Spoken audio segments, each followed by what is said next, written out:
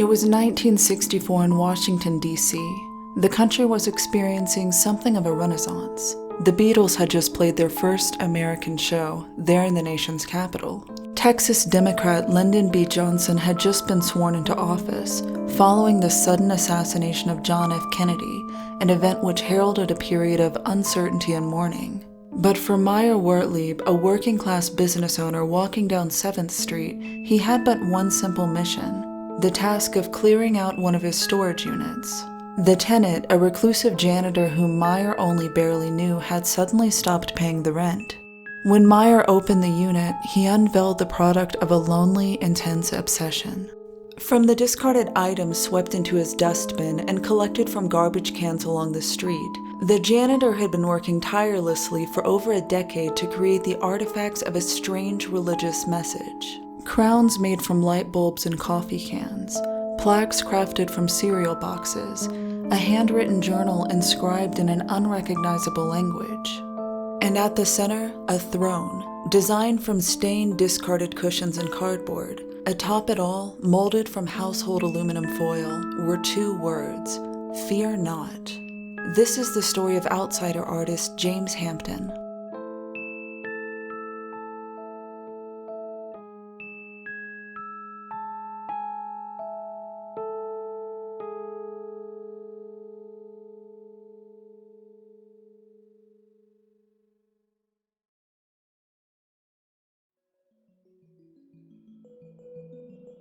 Wertlieb recalled Mr. Hampton, his tenant of the last 14 years, dutifully paying his $50 rent every month since 1950. After midnight, the janitor would make his nightly trek to the garage, steering a wagon filled with garbage the citizens of Washington, D.C. had left for him to clean up.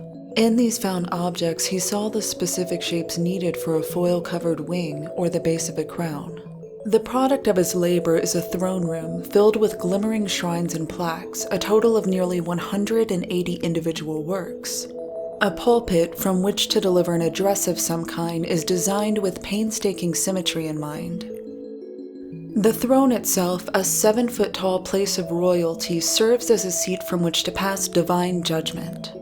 All items are wrapped in aluminum foil, reflecting the light from the bulbs he'd hung from the ceiling, creating the illusion of gold and silver. While this texture is meant to inspire a sense of awe from those who stand court in Hampton's garage, this is juxtaposed by the humble materials which make up these items. Hidden within the layers of Reynolds wrap are decades worth of junk.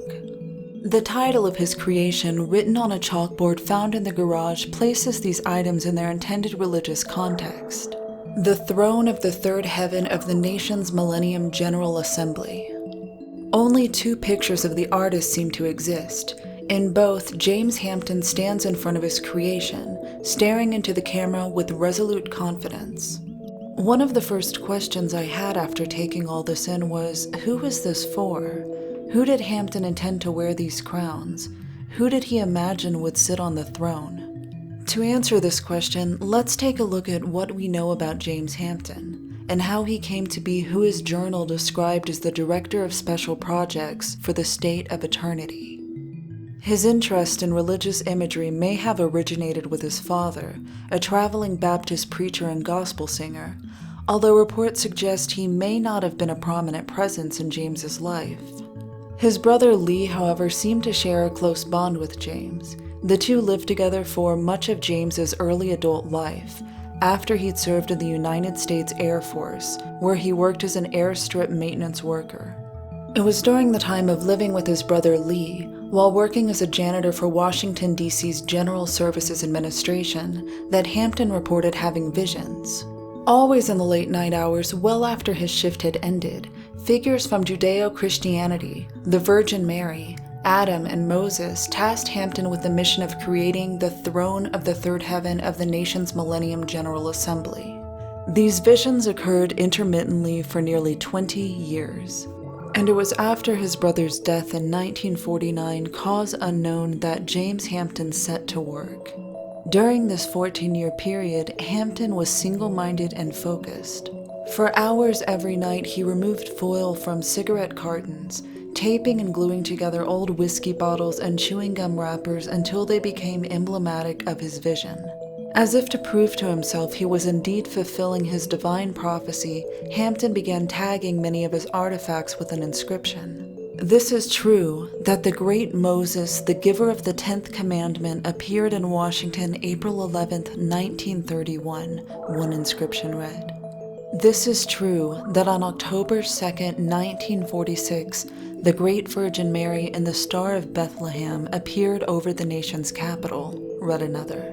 On a chalkboard fixed to the garage wall, Hampton inscribed the 10 Commandments, written in a language which has since been referred to as Hamptonese. One can ascertain little from the vestiges of Hampton's new religion, but nowhere is this more true than its accompanying holy text, the Book of the Seven Dispensation. The title almost certainly refers to the idea of dispensationalism, which posits that God is delivering his plan incrementally throughout different eras of human history, with no doubt James seeing himself as the chosen steward for the newest dispensation, a modern-day equivalent of Moses or Abraham. But the content of this text is impenetrable. Its pages are filled with a recurring symbol. Hieroglyphic in nature, its six-sided shape appears symmetrical, aside from the mysterious details drawn within it. Each entry begins with Hampton's signature, St. James. At the end, the word revelation is written with such urgency it seems to be shouting from the page. The content of these entries is an unrecognizable language which has puzzled linguists for decades.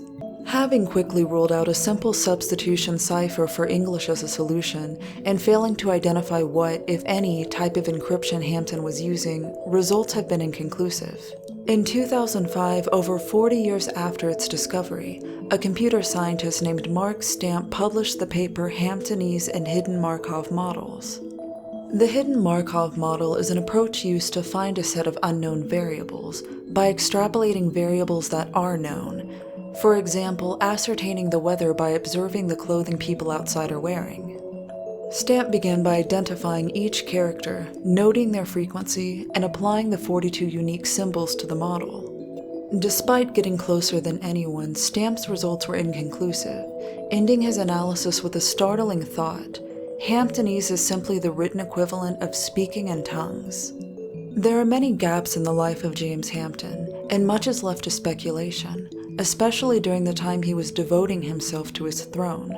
Although commonly believed to be a quiet and mysterious man, James had, on occasion, shared his work with carefully selected acquaintances. One of the only people to view Hampton's work, a woman in possible romantic interest by the name of Otelia Whitehead, had this to say of her experience.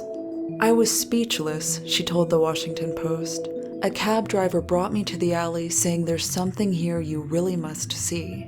Mr. Hampton opened the door and it was like the wings of Gabriel were beating in the extremely bright light.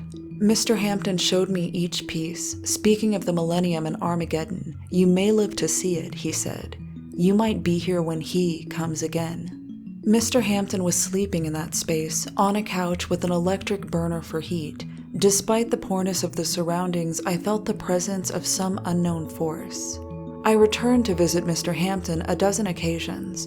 No one could sit on the throne, but he would permit you to approach it on your knees. I knelt before the mercy seat, and it was like praying before a great altar.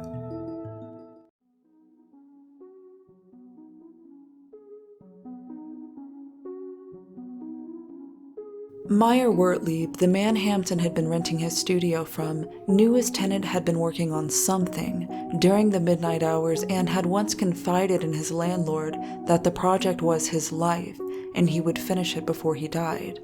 But the tragic reason for the unpaid rent, as Wertlieb would soon find out, was that James Hampton had died of stomach cancer at a nearby veterans hospital at the age of 53. This begged the question: was Hampton's decorated monument to his new religion, made from the discarded objects the citizens of Washington, D.C. had left for him to clean up, finished? Hampton himself was likely the only person who could answer that question. But as with many cases of this type of lifelong obsession, the work is never finished. It's difficult to imagine a time in which an able-bodied James Hampton wouldn't be dutifully reporting to his storage unit during the late hours of the night after his custodial shift had ended, transforming old ink blotters and newspapers into golden thrones and crowns. It seems to me an example of the futility of life, Wertlieb later told a reporter of the Washington Post. His sister, Hampton's next of kin, arrived in D.C. shortly after to take his remains to their hometown of Orangeburg, South Carolina for burial. But when Wertlieb showed her the sculptures, the enigmatic journal, the bird-like throne, she didn't seem interested. This left Wertlieb in an awkward position. The artifacts of Hampton's religion, a total of 177 items, occupied an enormous amount of space. He needed to vacate his storage unit for the next tenant, but as he told the Washington Post, you can't just destroy something a man devoted himself to for 14 years. With trashing the sculptures as a last resort, he put an ad in the local DC newspaper, advertising the storage unit as well as the contents inside. Days later, the shocking discovery of Hampton's throne would begin to ripple through the art scene, inspiring creators for decades to come. James Hampton never viewed himself as an artist. He viewed himself as a prophet, and during the only instances on record of him sharing his art, he did so as a prophet, in areas where it was rejected. Reportedly, he'd approach nearby churches, offering to incorporate the throne and the Book of Seven dispensation into their sermon. Unsurprisingly, he failed to generate interest. But whereas the church proved an ill-suited venue for Hampton's creation, there was one fringe corner of 1960s counterculture which would ultimately embrace him, albeit posthumously: the art world.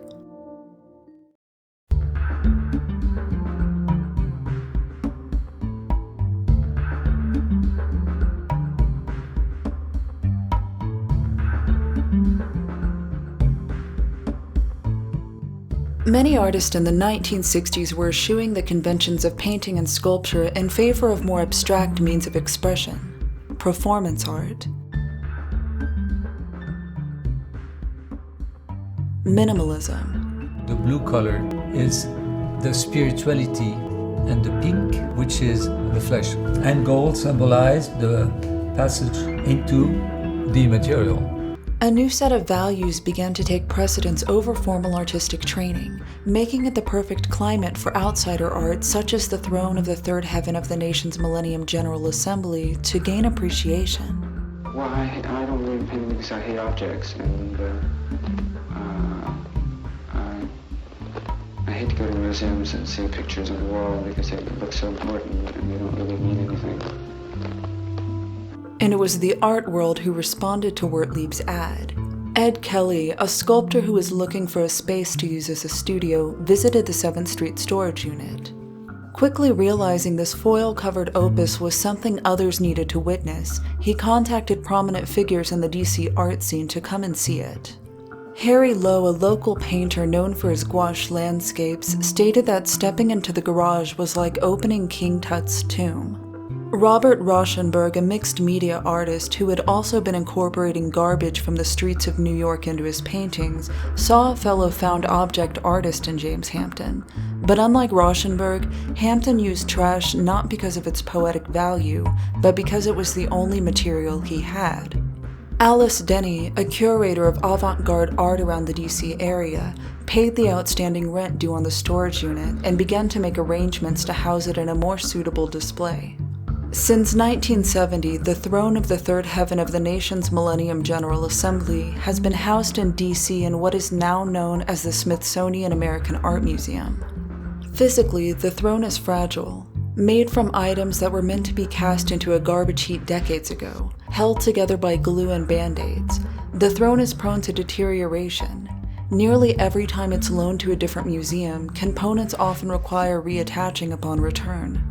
But instances of foil ripping or wings falling off afford curators with a unique opportunity to find out what's underneath, and if they're lucky, form a clearer picture of the person who made it. Here you see a tab advising the buyer that there were only 6 feet left, order now, Reynolds wrap. I sometimes picture him, I'm sure he had different working phases, but I sometimes picture him just working feverishly and not, just pulling out the foil, rolls and not having time to, even tear off the tab before he started a new one. Although we previously assumed James had only been working on the throne during his 14 years in the storage unit, insight into these materials tell us that the space he rented wasn't to begin construction, but to continue it. He made, according to a label that's found on one of the objects that's part of the throne, that it was made on the island of Guam when he was stationed there in the military. This was years before he rented the garage, so it kind of speaks to the amount of time that went into his conceptualizing this work. It's likely James worked on the throne in one form or another most of his adult life, planning, collecting, envisioning. He pursued the throne with a monk-like obsession, viewing his own body as merely an instrument of its creation. We've seen other instances throughout history of individuals devoting their lives to one bizarre, solitary task. Herman the Recluse, alleged author of the 165-pound Codex Gigas, labored in secret for 30 years to create what is colloquially known as the Devil's Bible. Edward Linskaunen, builder of the Coral Castle, spent 28 years in South Florida constructing a small village of limestone, for which he was the only resident. A fellow custodian like Hampton, Henry Darger, wrote a small library of original fictional manuscripts, complete with sprawling illustrations of its characters. Darger's completed works totaled approximately 15,000 pages, collected into 7 hand-bound volumes and 8 unbound volumes. Many who are drawn to outsider artists such as these individuals inevitably ask themselves one question. What does it mean to labor in solitude, with no outside encouragement, with no formal training to fall back on, propelled only by a sense of purpose that others couldn't even begin to understand? It's undeniable that the throne has a certain gravity, commanding the attention of other artists, fiction writers, poets, musicians, who often dedicate portions of their work to the throne. Perhaps in the throne they recognize something truly rare, art in its purest form, the compulsion to bring something into existence without the expectation of recognition, with the artifact itself being the only reward. Many of us will likely never know what it's like to be driven by such a compulsion, either from a perceived divine source or as a devotion to a loved one, or simply a mysterious desire to manifest a unique vision. But in the throne of the third heaven, we can see the product of it. Foil-wrapped beer bottles and tissue holders, broken furniture, street-side garbage transformed into a kingdom fit for a deity, and the man who gave his life in order to build it.